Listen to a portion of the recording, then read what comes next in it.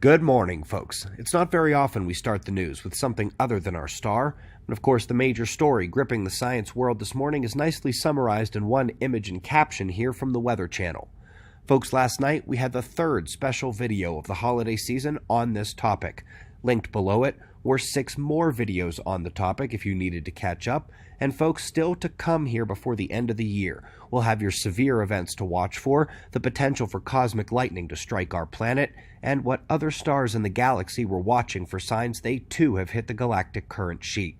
It's a lot to put together, but we're doing our best to make the puzzle instructions. Let's go to spaceweathernews.com, and we find the last day on our star with the number 1 item of note being the southern coronal hole.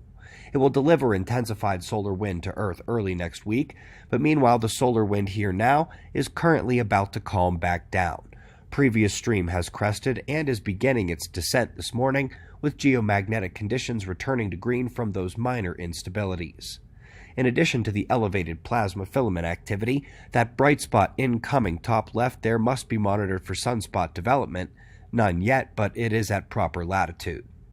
Quickly jumping to some weather alerts. Atmospheric river chugging at the west coast. Over the weekend, the system will slowly curl down that coast, affecting regions further to the south and even into Southern California by late Sunday. Same weekend time frame here, with the North Atlantic low continuing to drive her convergence into the southern nations. It's not moving, so after one storm marches through the Mediterranean, the next one is already on its way. Largest earthquake of the last day struck Guatemala, but the noteworthy event of the last day struck just off the coast of Africa. Folks, this earthquake is unmatched in the last 45 years in the region. In fact, I pulled the only 2 quakes nearby in the entire historical record to exceed what happened yesterday. Let's come back to the sun momentarily and discuss space weather-induced geomagnetic currents. Specifically, their effect on power systems, where they say that one of the key problems is modeling the current as DC, when in fact it's just a very low-frequency AC current. And they say that if you're trying to model it less than 50 millihertz, or one oscillation and current direction change every 20 seconds or so, you're going to get a surprise. You know that future modelers of the climate are happy to use best guesses on dozens of inputs for the climate, but the people actually getting the data on each individual point are less fast and loose. We've got considerable uncertainties proclaimed in the ice mass loss, and that's a problem for all of those forecasts of future climate we so often hear. Up next, cotton candy planets. Well, not really. I don't like this playful name they've given to the Jupiter-sized objects that weigh in at only 1% of Jupiter's mass.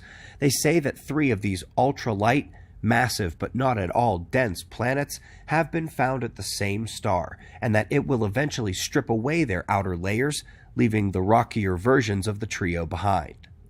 From weird planets to weird stars.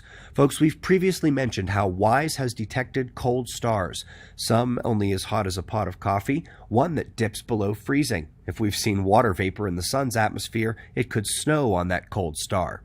But today, we are in the middle of those extremes. A star with the temperature of about the human body, with at most jumping up to about as hot as you can handle to shower water. But at last, that's still not very hot for a star, is it? It's only 32 light-years away, so it's relatively close, and it is the 5th reddest brown dwarf ever discovered. Up next, we're going out to deep space, starting with the large-scale gas and dust clouds found across the cosmos, and they're detailing how they might collapse and shatter based on plasma pressure and internal dynamics, like temperature and kinetic energy. Link is below, along with these fun little animations. And now, a double whammy on a topic that we have already been slaughtering lately. The normal matter found where dark matter halos are meant to be. And here we're looking at pulsars, and indeed they're finding not just a halo, a positron halo.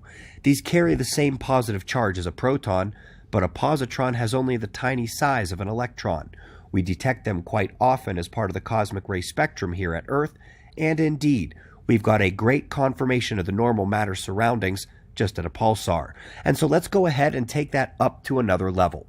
Before today, all such halos and co-rotation and vortex filament feeding from the cosmic web have been done at galaxies that we see well. So let's go to one we don't see so well, a very distant quasar, like back to the cosmic dawn. And indeed, they've found it. managed to stare long enough to use shifting pixels and spectral return to model it in 3D, and so just remember, these supermassive quasars in the early universe already violate the Big Bang models. They're just too big, too fast. But it turns out they've also been hiding these mega halos around them, again, where the dark matter magic particles were supposed to be. Folks, we greatly appreciate your support. If you missed last night's video, well, even the Weather Channel is on that topic today. That video is linked below, and be sure to subscribe and click the notification bell as those 3 more videos are still on the way here before 2020. We've got wind map forecasts and shots of our star to close, and of course we'll do this all again tomorrow, right here, but right now it's 4:20 a.m. in the new Valley of the Sun. Eyes open, no fear. Be safe, everyone.